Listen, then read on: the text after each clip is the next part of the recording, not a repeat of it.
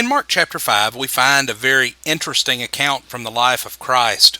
Jesus has been out on the Sea of Galilee, and he arrives in the country of the Gadarenes. And as soon as he steps from the ship, a man possessed with a legion of demons comes to him. And Jesus has compassion upon this man, and he drives the demons from out of this man. Well, after those who lived in the city found out about what had happened, they came to see what had taken place. And we read in verse 15, "And they came to Jesus and observed the man who had been demon-possessed, sitting down, clothed, and in his right mind, the very man who had had the legion. And they became frightened." What we see in this lesson is that sometimes you just can't win people over. This demon-possessed man from the country of the Gadarenes had lived for some time in the tombs, isolated from normal society because of the bizarre behavior that he often exhibited. He was rejected and feared by the villagers around him. But when Christ cast the demons out of this man, restoring him to his right mind, the people were even more afraid. Actually, their fright at this time was directed more toward Jesus than to the former demon-possessed man. But it was this man's new, normal behavior that caused this reaction.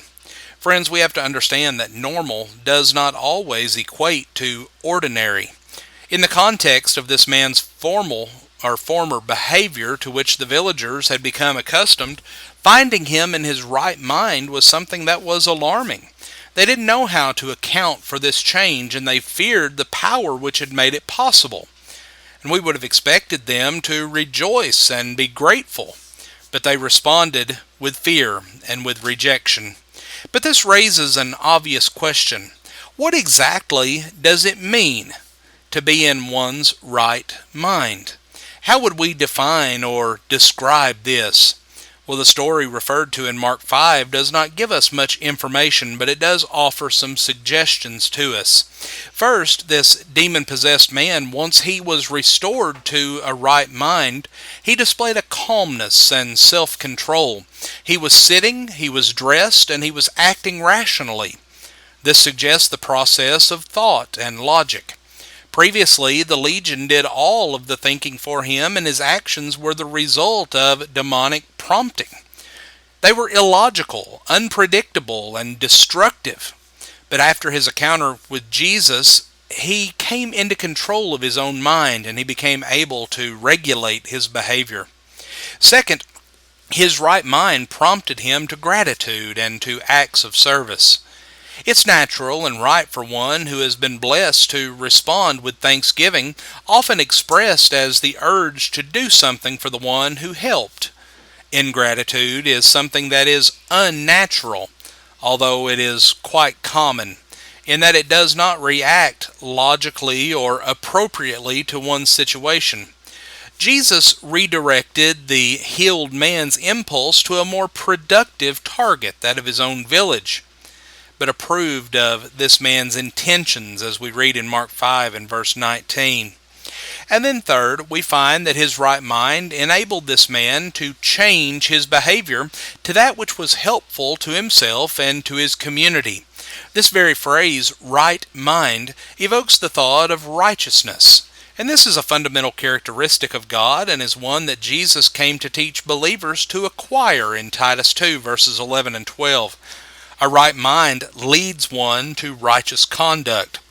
And one basic element of righteousness is helpfulness or simple goodness.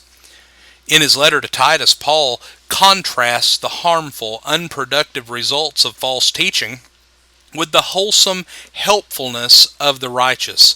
We read in Titus 1 verses 15 and 16, "To those who are defiled and unbelieving, nothing is pure, but both their mind and their conscience are defiled.